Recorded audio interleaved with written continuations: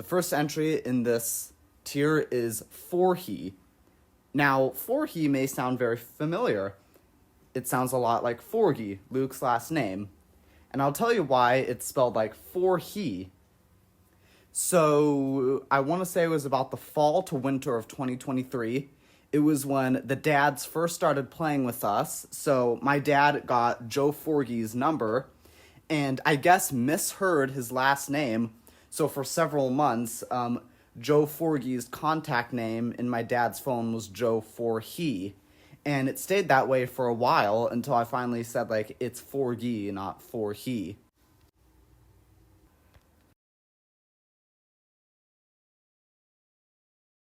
"2024 footage. Now, this entry is due to the fact that even though performances from Granite from 2025 are readily available on YouTube, such as Calvin Fest and Hunterpalooza, stuff from 2024 isn't that easy to find because, one, there are only a handful of videos, and two, because none of them are on YouTube yet. So after looking through my camera roll, I found 3 major Granite events that were videotaped. There was this grainy video from the aforementioned Gilkey Fest. This is us playing a cover of Blitzkrieg Bop. Here's another shot of us from our first ever show that we played. And then finally, here's a video of Luke, me, and Hunter tearing through a cover of Johnny Be Good recorded just days before our Gilkey Fest show.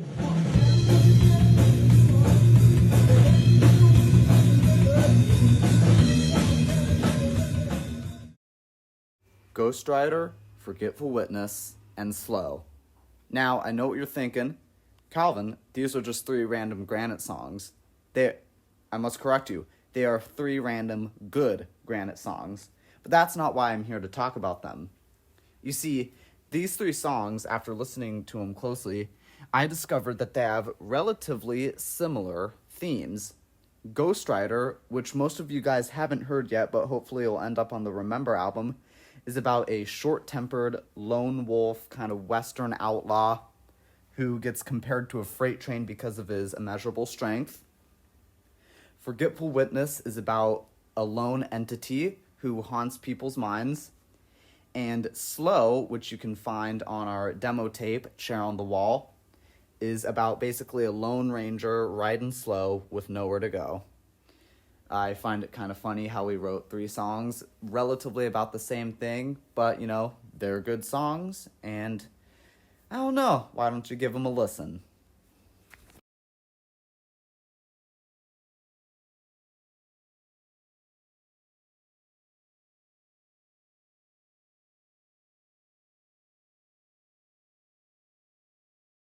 Oh my gosh, we made it to the bottom of the iceberg. The first entry in this tier is Evan and Charlie. These were 2 possible candidates that Luke and I thought would be a good fit for Granite. This was after the dads had left the band and we were looking for a second guitar player. I had my eye on my buddy Evan Nichols, whom, if you check out the Calvin Fest videos, is the main guitarist in the New Punks. He loves metal, and he's a great player, so we thought about him. However, he is obviously busy with other bands. However, we still have him on the back burner. And Charlie Thompson is actually Luke and I's friend. He goes to my school, and he's in the same grade as me. And I'll get to this in a second, but he was a good candidate to replace me on drums. I'll get to that in a second. However, he kind of felt otherwise. He doesn't really play rock and roll. He usually kind of sticks to jazz, which that's all good. I love jazz, but, you know, I'm here and I'm still on drums, and I don't plan on leaving anytime soon. 2022 rehearsals. Now, this pertains to the fact that even though Luke and I started Granite in the summer of 2023, the first time we ever played music together was almost a year earlier. I remember the first ever jam session that Luke and I had was in April of 2022. Now, I wouldn't call these rehearsals. We would kind of noodle on a riff for like 15 seconds, then go inside and watch TV. You know, we wouldn't really take them seriously, but I still call them rehearsals because we plugged in an amp and used a drum set, and we played stuff. I'll tell you that much. Calvin plays bass on Chair on a Wall. Unfortunately, this is true. So if you listen to our demo tape, Chair on a Wall, he recorded it from October 5th to 6th, 2024. And that was the period of Granite's timeline that we were in between a bassist. I had just actually bought a bass, and I was kind of noodling around on it, and I got kind of okay. I call myself like an okay bassist, but I decided to lay out the entire rhythm section for that. You could tell I hit wrong notes and screw up. Trust me, I am a much better drummer than bassist. You guys probably already know that by now. But yeah, Luke and I recorded Chair on a Wall as a duo. The bedroom video. Ooh boy, now we're getting into some good stuff. So the bedroom video is a little grainy 45-second video that I recorded on my flip phone. It was recorded in June of 2023, and it features Luke and I kind of playing guitar and kind of fooling around in my bedroom. We were trying to write something, and I was going through my camera roll on that phone, and I realized the significance of that video. That video is the earliest ever of Luke and I playing music together. So I decided to keep it, and I'll show you guys a little snippet of the video right now. So I don't know if you guys can see this because I'm recording it off of the screen of a flip phone, but here is just a little snippet of the bedroom video.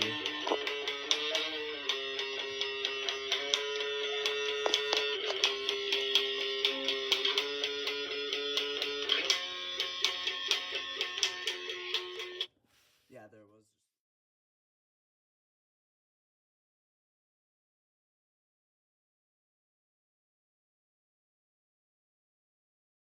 Calvin wanted to play bass.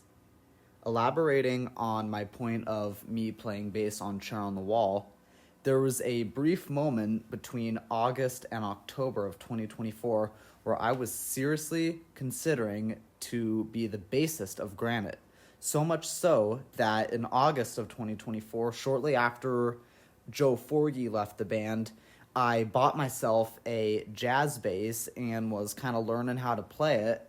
And there were a couple practices where it was just me and Luke, and I would hop over on bass for a couple of songs. However, as of August of 2025, I am still on the drums. And the reason why I retain my position is because one, I freaking love playing the drums. And two, this is kind of a more detailed story. So we were preparing for Gilkey Fest. This is about mid-October of 2024. And I was going to do kind of what we did during our first show with Granite, kind of like the acoustic guitar cajon duo. I was going to do that. It was just going to be me and Luke. And I was going to have one of my other bands called Nebula Uprising. They were going to play. However, our singer and guitarist, he couldn't make it. And since Hunter played bass in Nebula Uprising, he really wanted to do it. So Luke and I kind of invited him over to a Granite practice, and he hit it off with Luke. I had already known him.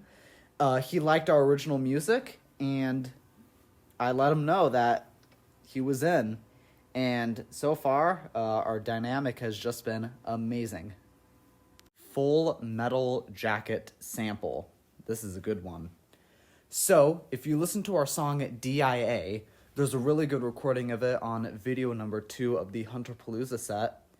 In the first 20 seconds of the song, you could hear a familiar dialogue that's being played by me as a sample. Now, you may be asking, it's like, that sounds a lot like a scene from Full Metal Jacket. Well, You're right. If you're any war movie fan, you probably heard of the movie Full Metal Jacket. So the story goes, Luke and I were riding DIA in our garage, and we were just like, we knew it was about war, but we were like, something's missing. So Luke told me, like, I brought up the idea of opening the song with a sample.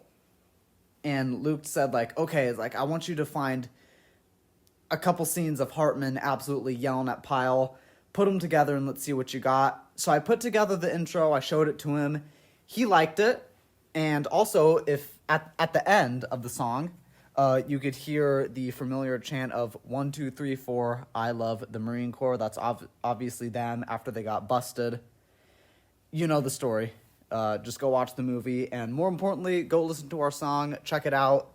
There's 2 really good recordings of it on the Hunterpalooza videos. The Fiddle Player. So I want to take you back to February of 2024. You know this was a long time ago because at that point in time, we were still called Typhoon. Story goes that Luke and I were at the Toyota Arena celebrating my brother's birthday, watching a Strikers game. And I remember we got like a special pass that allows us to actually walk on the court as they sing the national anthem. And I was kind of chatting with Luke about stuff, and I brought up the topic of the band, obviously, like when we could like rehearse, when we were free. And Luke nonchalantly brought up the idea that we should add a fiddle player to our group.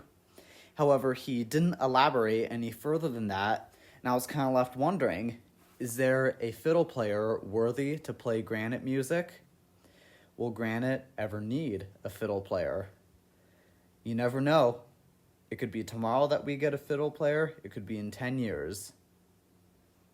The story of the Granite fiddle player remains unfinished.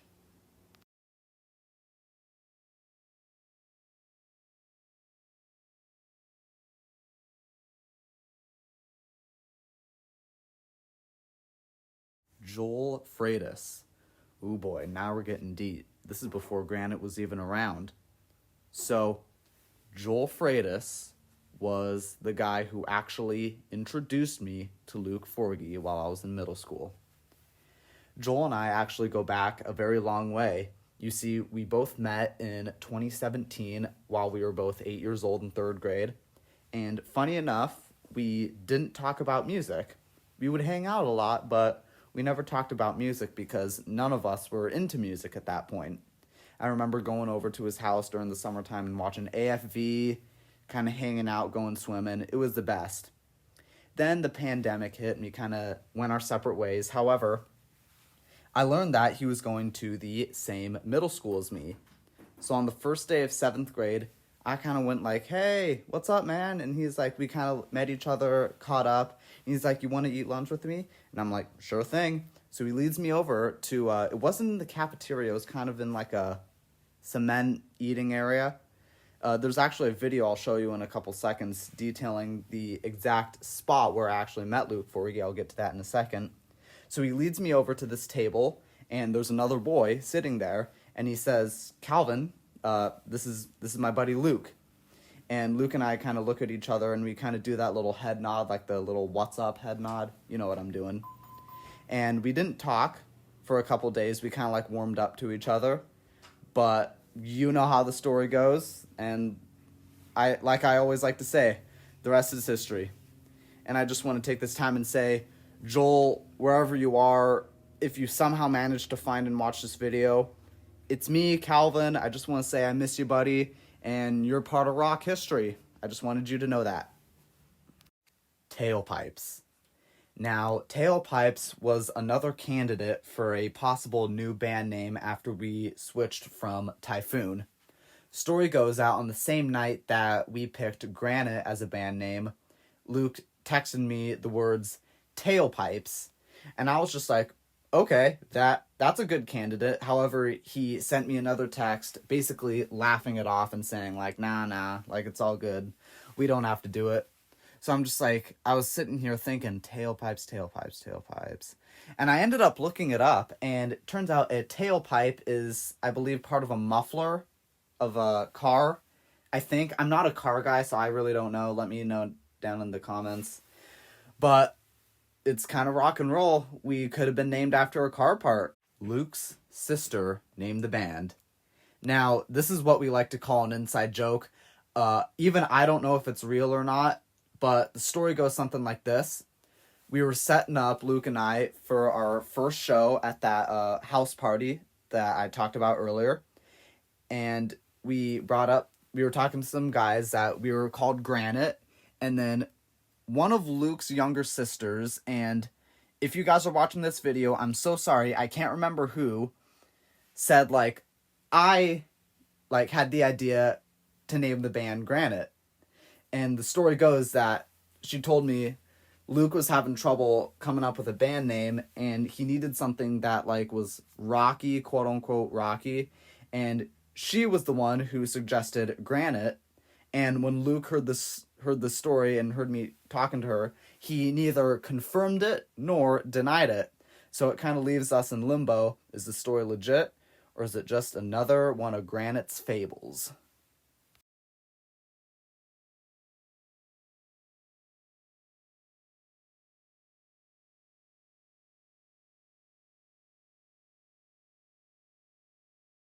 The root beer incident. Now, this one isn't even cryptic or scary. This one's just flat out funny. So I want to take you back to June of 2023. This was the month before Granite was founded. And Luke and I just kind of went out. We were going to see a hockey match at the Toyota Arena. And I can't remember that well, but I think one of his friend's dads was on the home team. So we kind of wanted just to hang around and watch. And I remember it was me, Luke's mom, who was driving us, and then another family. I can't remember whose name it was, but they had a father chaperone who was, from my memory, not in the best mood. He wasn't yeah, you kids can shove off. You could just tell he wasn't having the best day. So even though both of our parents got us money, the dad offered to buy us food. So I got kind of a giant box of Sour Patch Kids, and Luke got this massive root beer or soda, and I can't remember how big it was, but it was big. If you can imagine a large drink cup, that's probably what it looked like. So, and it was expensive too, and like I said, the dad wasn't in a good mood. So I want to kind of divert from the story. The Toyota Arena has, obviously the nosebleeds, and then it has this upper section that has a ring around it. I don't know how to describe it. I'll put a picture up here so you can see what it is. So Luke and I kind of went up there, and we were just kind of walking around, and we sat on the first row of kind of that upper layer. And I remember I set my Sour Patch Kids down in the seat cup holder, and I think I was bending down to tie my shoe, and then all of a sudden, I kid you not, I hear this "No!" coming from behind me. So I look down, I turn around, and 90% of Luke's drink is now outside of the cup. The cup is tipped over, and the drink is rapidly spreading across the floor. And he kind of frantically says, dude, go get some napkins. We got to clean this up. So I kind of run down. I grab these napkins, which are the paper-thin, flimsy ones that don't do crap. But I remember making 10 trips up and down the stairs, getting napkins. And Luke was just oh gosh, this dad's going to kill me. And I can't remember his exact reaction, but he kind of had this ugh, really? Look on his face. So we kind of like to tease each other about that. And it's just a funny story from the Granite lore. I am the Iceberg. Now, this is a quote from Luke that was spoken not too long ago. This was in January of 2025, and you could actually find this on a video if you look at my personal YouTube channel, the aforementioned Calvadaddy. I think I already mentioned it in this video. But if you go down, and my very first video was called Jammin' with Luke Found Footage. And funny enough, you could actually find us rehearsing and writing the song Ghost Rider which is kind of cool. But if you watch further into the video, we're checking out this old Vespa that used to belong to my dad. And we were trying on the bicycle gloves, and Luke kind of, like I said, nonchalantly said, "I am the Viceper," which I believe is a combination between a biker and a Vespa. There have been no reported sightings of a Viceper, but let me tell you, that sounds pretty kick-ass.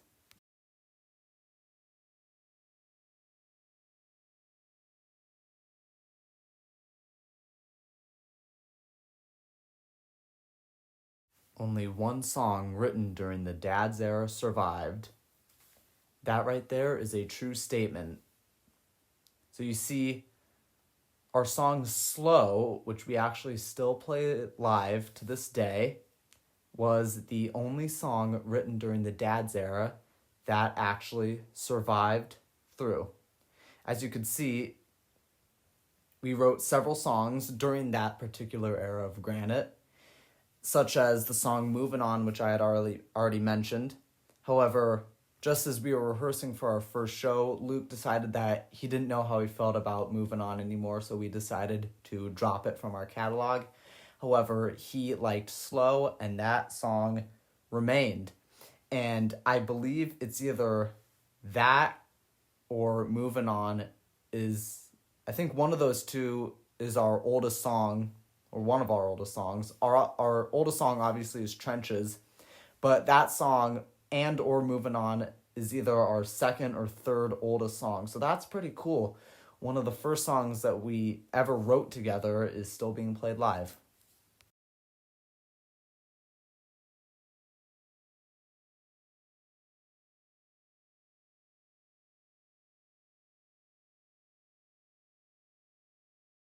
Oh my God, would you look at that? We made it to the bottom of the iceberg of Granite lore. Here we have only one entry, Carl. Why does this have any significance? Well, when I was first getting to know Luke Forgy, I introduced myself to him as Calvin, obviously my name. However, he misheard my name, and for the first several months of him knowing me, he was calling me Carl, and he would call out to me at lunch, "Carl, Carl," until finally I said, "Dude, it's Calvin, not Carl." That's all I have to say about that. Without further ado, I would love to announce that we have made it through the entire Granite lore. For those of you watching, if you watched all the way through, and even had the time to take notes, or even if you didn't, you can now call yourselves official Granite fans. This is Calvin from Granite, wishing you a great rest of your day. Peace out, my friends.